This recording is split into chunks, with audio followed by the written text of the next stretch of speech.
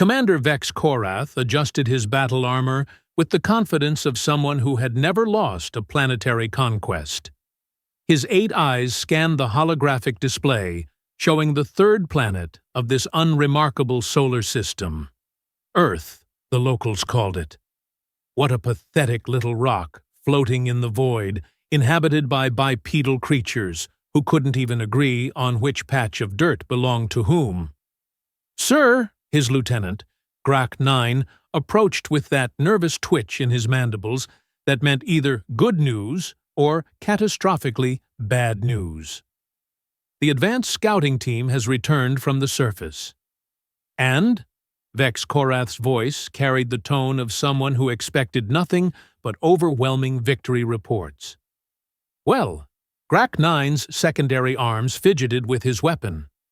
"They encountered one of the locals, a female, young, appeared to be unarmed." The commander's laugh erupted like a plasma cannon discharge. "Oh, how terrifying! A single female from a species that can't even survive in their own atmosphere without artificial coverings. Did our mighty warriors flee in terror?" "Actually, sir, she talked to them." "Talked?" Vex Korath's amusement doubled. "What did this fearsome creature say? Did she threaten to bore them to death with primitive philosophy?" Grak 9 shifted uncomfortably. "She asked if we wanted to surrender." The bridge fell silent, except for the low hum of the ship's engines. Then Vex Korath's laughter boomed so loudly that even the navigation computers seemed to vibrate. "She asked US to surrender? Oh, this is rich. A member of a species that still uses combustion engines for transportation wants the Scarlex Imperial fleet to surrender." "There's more, sir." Grak 9's voice dropped to barely above a whisper. She said we had until sunset." "Until sunset to do what?" "To leave." The laughter stopped. Not gradually, like a normal person winding down from a good joke, but instantly, like someone had flipped a switch. "She gave us a deadline?" "Yes, sir." Vex Korath stared at the planetary display for a long moment, then shook his massive head. "Grak 9, in all my cycles of conquest, across 17 different star systems, I have never encountered such delusion. These humans must be even more primitive than our intelligence suggested if they think one small female can threaten an entire battle fleet. Should we commence the invasion, sir?" "Oh, yes." The commander's eyes gleamed with malicious anticipation. "But first, let's pay this brave little creature a visit. I want to see the look on her face when she realizes what real power looks like." The surface team consisted of 12 Scarlex warriors, each standing 3 meters tall and armed with enough firepower to level a small city. They found the human female exactly where the scouts had reported, sitting on a park bench feeding small winged creatures with what appeared to be dried plant matter. She looked up as their shuttle landed, and Vex Korath had to admit she was underwhelming. Short brown hair, pale skin, wearing simple blue fabric coverings. She couldn't have weighed more than 60 kilograms. A strong breeze might knock her over. "Commander Vex Korath, of the Scarlex Imperial Fleet," he announced, his voice amplified through his suit's speakers to properly intimidating levels. "You are the human who dared to threaten my warriors?" She stood up, brushing crumbs from her hands with casual indifference. "Oh, hello. You must be the invasion force. I'm Maya Hendricks. Nice to meet you." The cheerful greeting caught him off guard. Most species either fled in terror or immediately began begging for their lives when faced with Scarlex military might. This tiny human acted like she was greeting a neighbor. "I am here to inform you," he continued, trying to regain his intimidating momentum, "that your pathetic attempt at intimidation has failed. We will begin planetary subjugation in 1 standard hour." Maya glanced at her wrist device, presumably some primitive timekeeping mechanism. Actually, you still have about 4 hours until sunset, but I appreciate you stopping by in person. It makes this so much easier. Makes what easier? She smiled, and something about that expression made Vex Korath's combat instincts twinge uncomfortably. The demonstration. What demonstration? Instead of answering, Maya reached into a small bag beside the bench and pulled out what looked like a rectangular communication device. She pressed something on its surface, and it began emitting a faint blue glow. "Maya to orbital command," she said into the device. "Visitors have arrived. Request permission to proceed with greeting protocol." Vex Korath's mandibles clicked in amusement. "Orbital command? You mean that collection of primitive metal cylinders your species launched into low orbit? The ones held together with chemical adhesives and hope? Oh, you mean the International Space Station?" Maya looked genuinely surprised. "No, that's just for show.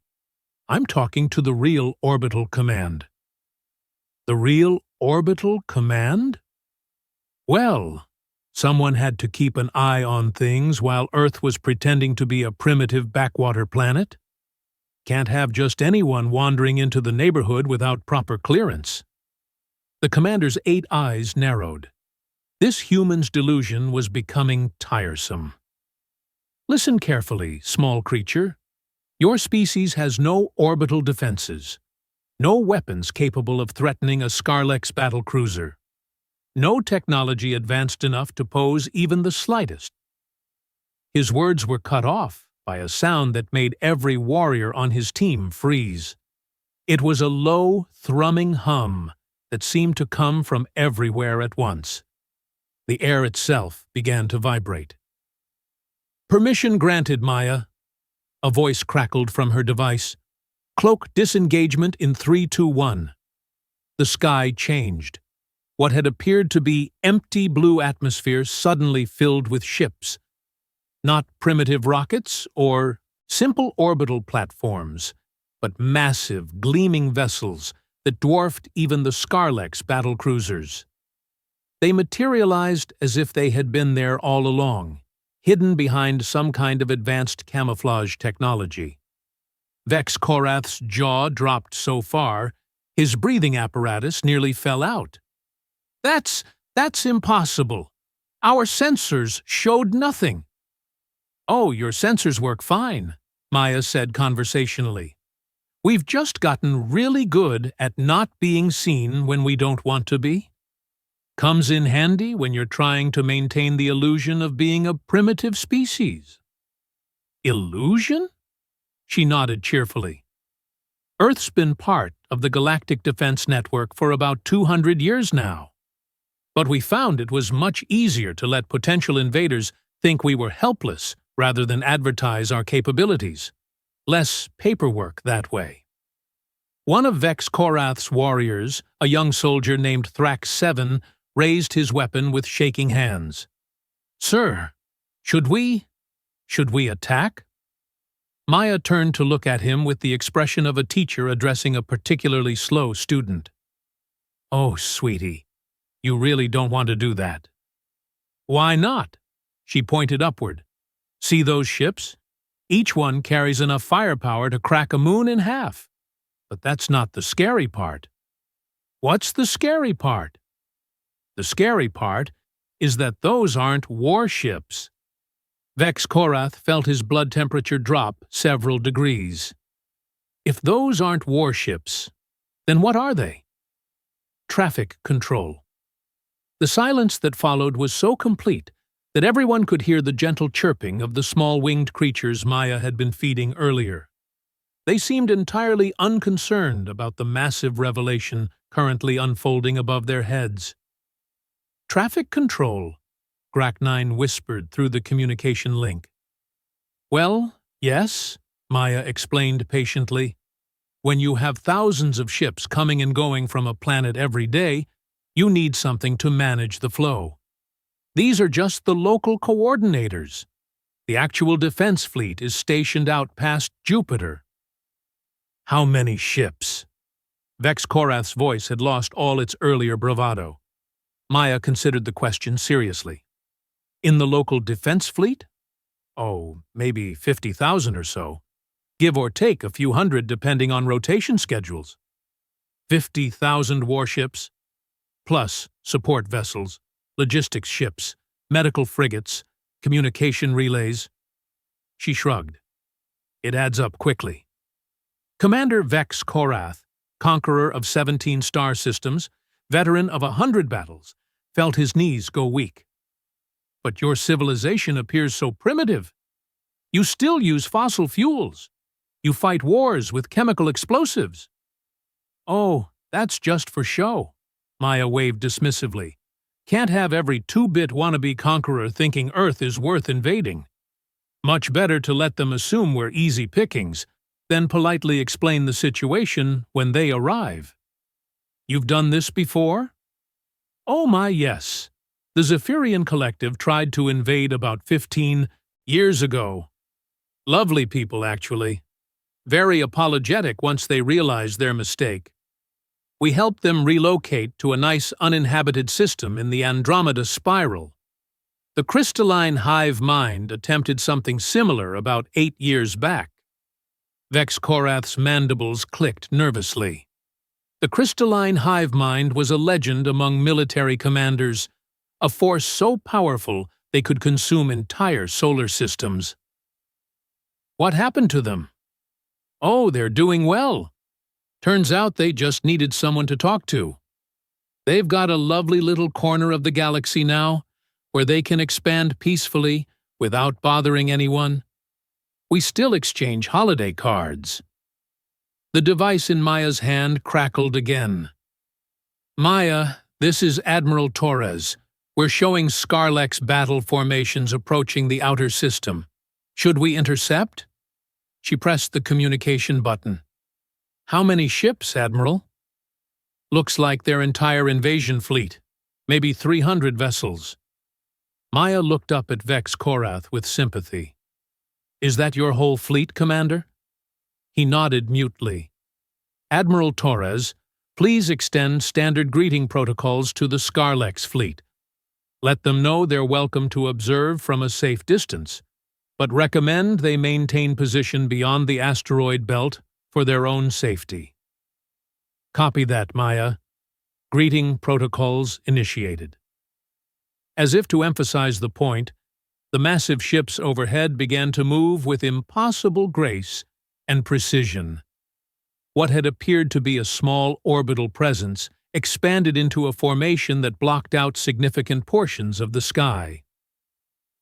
Commander, Maya said gently, I want you to understand that Earth doesn't want to hurt anyone.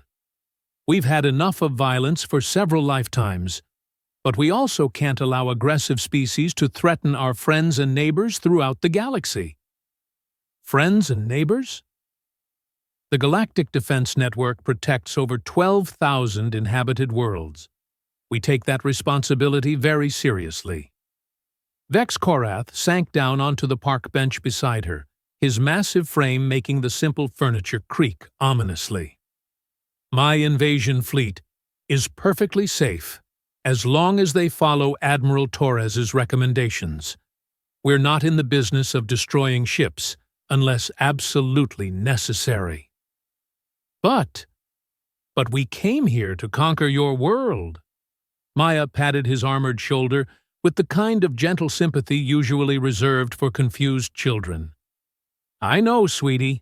Lots of people do. It's a very common mistake. Common? Oh, yes. Earth gets maybe 50 or 60 invasion attempts per year. We've got the process pretty streamlined by now. One of the younger Scarlex warriors stepped forward hesitantly. Ma'am, what happens to invasion fleets that refuse to leave peacefully? Maya's expression grew sad. Well, we always try diplomacy first. If that doesn't work, we usually relocate the aggressive species to an unpopulated area where they can work through their territorial impulses without threatening anyone. Relocate? We've got several thousand empty star systems set aside for exactly this purpose. Nice planets, plenty of resources, room to expand. Most relocated species end up much happier than they were in their original territories. And if they refuse relocation? Maya's voice grew very quiet. In 300 years of defending this galaxy, we've never had a species refuse both peaceful withdrawal and relocation. Never? She shook her head. Most civilizations are pretty reasonable once they understand the situation. Even the most aggressive warrior cultures tend to recognize when they're completely outmatched. Commander Vex Korath looked up at the sky, where formations of ships continued their precise movements. Each vessel was larger than his flagship, and he could count dozens of them with casual observation. "How long?" he asked quietly. "Has Earth possessed this level of technology?" "Earth specifically? About 400 years. But humanity has been part of larger galactic civilizations for over 1,000 years. 1,000 years? Oh, yes. We're actually one of the founding members of the current Galactic Defense Network. Humans have a particular talent for organization and logistics. Plus, we're really good at talking people out of fighting unnecessarily." The communication device crackled again. "Maya, Admiral Torres again. The Scarlex fleet is requesting permission to approach Earth orbit for formal surrender ceremonies." Maya looked at Vex Korath. "Commander, you don't need to surrender. This was just a misunderstanding. You're welcome to leave peacefully. Or if you'd prefer, we can help you find a nice system where your people can settle down and focus on less aggressive pursuits." He stared at her for a long moment. "Your entire civilization is built around preventing violence?" "Preventing unnecessary violence," she corrected. "Sometimes conflict is unavoidable, but usually it's just the result of poor communication or resource scarcity. Fix those problems, and most species get along just fine." "What if? What if the Scarlex Empire wanted to join this defense network?" Maya's face lit up with genuine enthusiasm. "Oh, that would be wonderful. We're always looking for species with strong organizational skills and military experience. Your people's strategic thinking would be incredibly valuable for protecting less developed civilizations." "You would trust us? After we came here to conquer your world?" "Commander, half the species in the defense network originally came to Earth as potential invaders. Some of our best allies started out as our biggest threats. Turns out most aggressive behavior is really just misdirected protective instincts." Vex Korath stood up slowly, his massive frame casting a long shadow across the peaceful park. Around them, the small winged creatures continued their cheerful chirping, apparently undisturbed by the cosmic-scale diplomatic negotiations taking place nearby. "Maya Hendricks," he said formally, "I would like to request an official meeting with Earth's leadership to discuss potential Scarlex membership in the Galactic Defense Network." She smiled and stood as well, barely reaching the middle of his chest, even when fully upright. "I'll set up a meeting with the Integration Committee. They'll be thrilled to meet you." "Integration Committee?" "Oh, yes. We've got a whole department dedicated to helping former invasion forces transition into productive member civilizations. Very efficient process. Usually takes about 6 months for full integration." The commander looked around the simple park with its primitive benches and small flying creatures. This is all just a facade." "Not a facade," Maya corrected. "Earth really is like this. We just happen to have some very impressive neighbors keeping an eye on things." Above them, the massive ships began to fade back into invisibility, returning to their hidden positions, watching over the small blue planet below.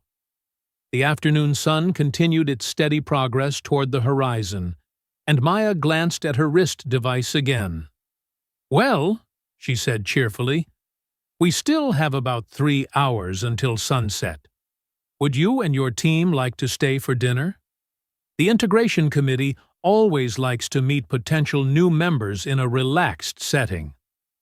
Commander Vex Korath, who had awakened that morning as the leader of a conquering invasion force, looked down at the small human woman who had casually dismantled everything he thought he knew about power and warfare. "Maya," he said slowly, "I think that would be very nice." The restaurant Maya led them to looked like something from a primitive civilization's fever dream. Red-checkered tablecloths, flickering candles in glass containers, and the overwhelming smell of cooked vegetation filled the air. Commander Vex Korath had to duck significantly to avoid hitting his head on the ceiling fixtures. "Table for 14, please," Maya said to the small human behind the counter, as if requesting seating for a group that included 12 alien warriors was the most natural thing in the galaxy. The human, who wore a name tag reading Pete, barely glanced up from his digital pad. "Booth or tables?" "Better make it the back room, Pete. My friends here are a bit tall." Pete nodded and grabbed a handful of menus. "Right this way, folks." Grak 9 leaned toward his commander, mandibles clicking nervously. "Sir, this seems like a very elaborate trap." "If it's a trap," Vex Korath whispered back, "it's the strangest one I've ever encountered." The back room contained a single massive table that looked hastily assembled from several smaller ones. Pete distributed menus with practiced efficiency, then departed with a casual, "Your server will be right with you." Maya settled into her chair while the Scarlex warriors remained standing, unsure of the protocol. "Oh, please sit down. The furniture is stronger than it looks." Cautiously, the aliens began lowering themselves onto chairs that creaked ominously, but held their weight. Vex Korath found himself squeezed between Maya and Thrax 7, feeling absurdly oversized in the quaint human establishment. "So," Maya said, opening her menu, "while we wait for the Integration Committee representative, why don't you tell me about Scarlex culture? What does your species enjoy doing when you're not, conquering things?" The question caught Vex Korath completely off guard. In his entire military career, no one had ever asked what his people enjoyed. We appreciate strategic complexity, war games, mathematical puzzles involving resource allocation." "Oh, that's perfect. The Defense Network is always running strategic simulations. You'd probably love the monthly scenario challenges." "Monthly scenario challenges?" "Mock invasion defenses, diplomatic crisis management, resource distribution optimization. Some species turn it into quite competitive events. The Altarian Collective has won the logistics category for 3 years running." A new human appeared at their table, this one wearing a simple black uniform with a small pad of paper. "Hi, everyone. I'm Jenny. I'll be your server tonight. Can I start you off with some drinks?" Maya looked around the table. "Do any of you have dietary restrictions? Allergies? Preferred liquid temperature ranges?" Grak 9 tentatively raised one of his secondary arms. "We typically consume nutrition through liquid absorption, heated to approximately 47 degrees Celsius." "No problem." Jenny scribbled something on her pad. "I'll get the kitchen to warm up some of our vegetable broths. We've got tomato, mushroom, and mixed root vegetable." "You? You can accommodate our dietary needs?" Thrax 7 sounded amazed. "Honey, we get visitors from all over the galaxy. Last week I served a family of crystalline beings who literally ate light frequencies. Heated broth is easy." Maya ordered something called spaghetti carbonara and turned back to Vex Korath. "Now, about your invasion fleet. I'm assuming they're getting a bit worried about the communication silence." The commander's eyes widened. In all the confusion, he'd completely forgotten about his ships. "I should contact them immediately." "Already taken care of," Maya said cheerfully. "Admiral Torres has been in communication with your fleet commanders for the past hour. They're being given a full tour of the outer system defense platforms." "A tour?" "Standard procedure for potential new members. Your Admiral Crix Vengoth seems particularly impressed with the gravitational displacement generators." Vex Korath nearly choked on the water Jenny had brought him. "You know Crix Vengoth's name?" "Oh yes. We've been monitoring your fleet's communications since you entered the system. Very professional military discipline, by the way. Your people follow orders with impressive precision." "You've been listening to our private communications?" Maya looked mildly embarrassed. "Well, yes, but only for security purposes. We don't eavesdrop for entertainment or anything invasive like that. Just standard, defensive monitoring." The restaurant door chimed, and a tall human male in a navy blue uniform entered. He spotted their table immediately and approached with confident strides. "Maya, sorry I'm late. Traffic control had 3 separate first contact situations this afternoon." He extended his hand toward Vex Korath. "Commander, I'm Captain Marcus Webb, Integration Committee Liaison. Pleasure to meet you." Vex Korath stared at the extended hand uncertainly, until Maya whispered, "It's a greeting gesture. Just grasp it gently, and shake up and down once or twice." The handshake felt awkward, but somehow significant. Captain Webb settled into a chair that appeared from nowhere, produced by Jenny with remarkable timing. "So," Webb said, accepting a menu, "Maya tells me the Scarlex Empire is interested in Defense Network membership. That's excellent news. We've been following your civilization's development for several decades." "Following our development?" "Standard procedure for any species approaching interstellar capability. We maintain observation posts throughout the galaxy to identify potential members or threats." He paused to order something called fish and chips from Jenny. "Your people show remarkable strategic thinking and organizational skills." Grak 9 leaned forward. "But we came here to conquer your world." Webb nodded sagely. "Yes, that was noted in your file. Very thorough planning, actually. Your logistical preparations were quite impressive." "Our file?" Maya pulled out her communication device and swiped the screen several times. "Here we go. Scarlex Imperial Fleet. 17 successful planetary acquisitions. Excellent military discipline. Strong hierarchical command structure. Minimal civilian casualties during occupation phases." "You've been watching us for that long?" "Oh, yes. The Defense Network keeps tabs on all developing civilizations. We intervene when necessary, but mostly we just observe and take notes." Maya scrolled through more information. "Says here, your species has a 93% post-conquest integration success rate. That's actually quite good." Captain Webb accepted his drink from Jenny and continued the conversation. "The thing is, Commander, conquest-oriented species often make the best defenders. You understand strategic thinking, resource management, and the importance of decisive action. But we were trying to invade your world. And you would have succeeded against most civilizations," Webb acknowledged. "Your tactical approach was sound, your fleet positioning excellent, your intelligence gathering thorough. The only problem was choosing a target that happened to be the administrative center of a galaxy-spanning defense network."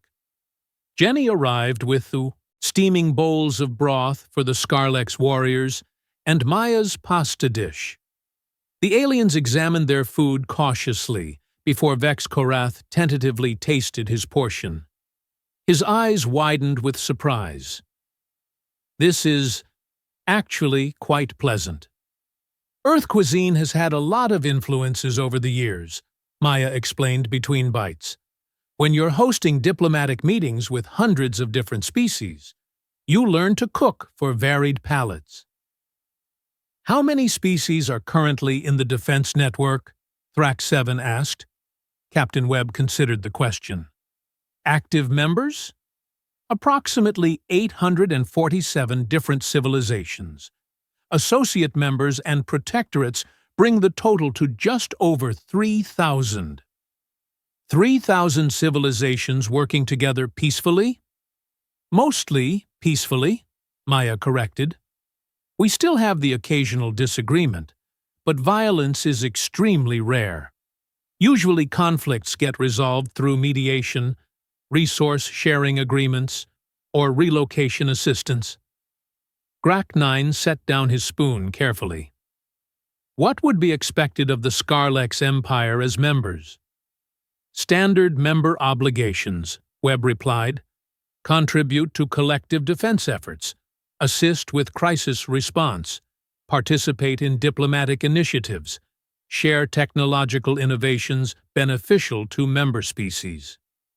And in return, access to the combined knowledge base of 3,000 civilizations, protection from external threats, assistance with internal development projects, and preferential trade agreements throughout the galaxy.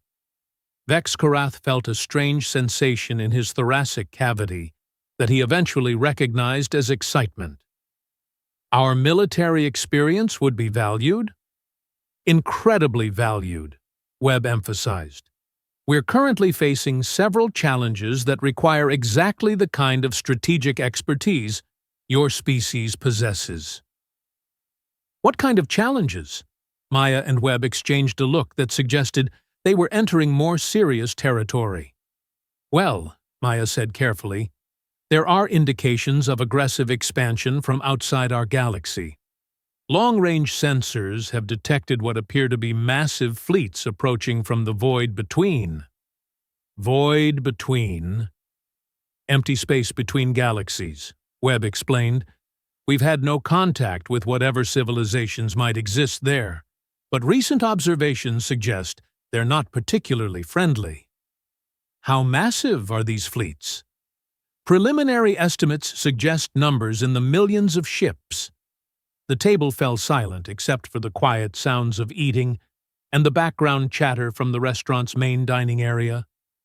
Even the cheerful atmosphere couldn't completely mask the weight of Webb's revelation. Millions, Vex Korath repeated slowly.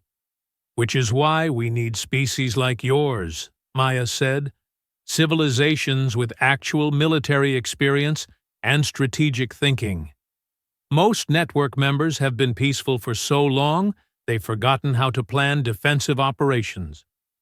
When do you expect first contact?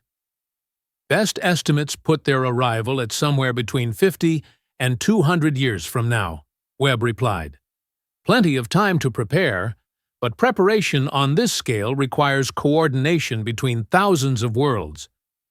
Jenny appeared at their table again, somehow managing to balance multiple plates, despite the serious conversation taking place. Who ordered the fish and chips?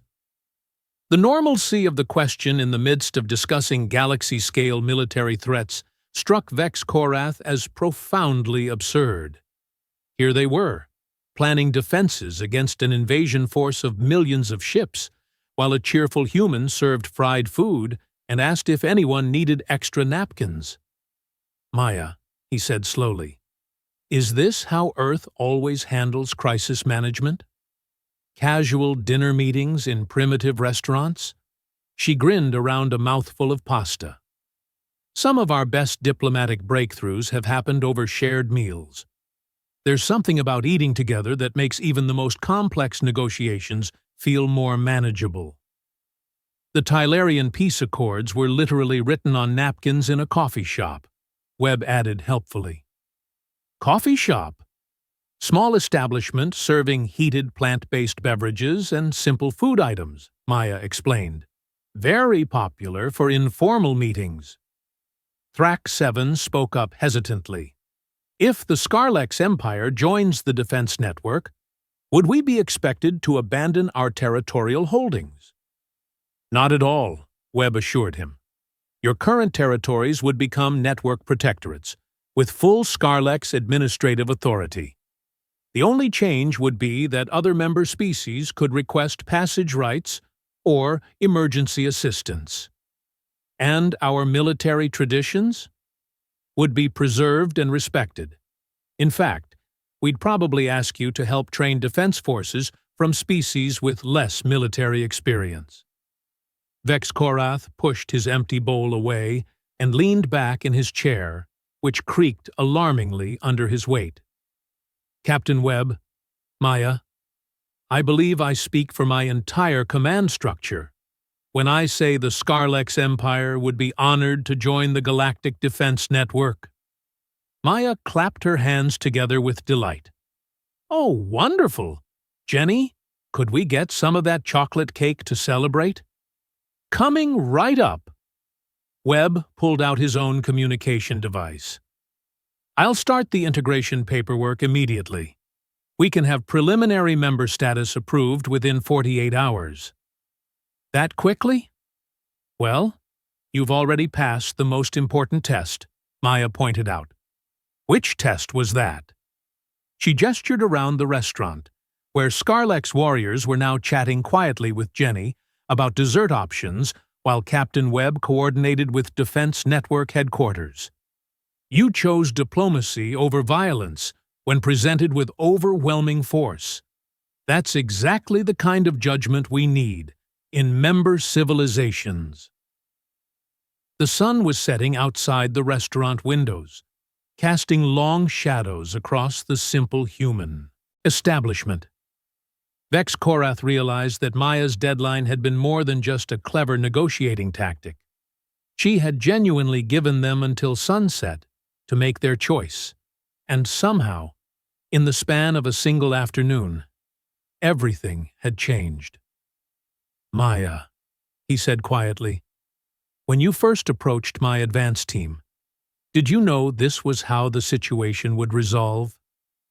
She considered the question seriously, while Jenny distributed slices of something brown and sweet-smelling. I hoped it would. Most species are fundamentally reasonable once they understand the bigger picture. The galaxy is a big place with room for everyone, but only if we all work together. And if we had chosen to fight? Her expression grew sad. Then we would have defended ourselves, relocated your people to an unpopulated system, and hoped that someday you might reconsider. But I'm very glad it didn't come to that. Captain Webb looked up from his device. Excellent news, Commander. Network Council has approved emergency consideration of your membership application. They're very excited about having Scarlex strategic expertise available for the outer galaxy situation. Emergency consideration? When facing potential threats from outside the galaxy, the normal 6-month evaluation period gets shortened considerably. Maya raised her water glass in what appeared to be a ceremonial gesture. To new friends and the continued peace of the galaxy. The Scarlex warriors awkwardly raised their own glasses, and even Jenny joined the toast with a coffee mug she'd been carrying.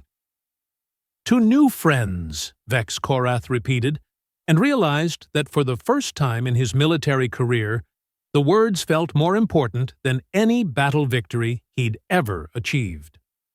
Outside, the sun finally touched the horizon, painting the simple human restaurant in shades of gold and amber. The fragile human girl who had conquered a planet before sunset sat surrounded by alien warriors, sharing chocolate cake and planning the defense of an entire galaxy. And somehow, it all made perfect sense.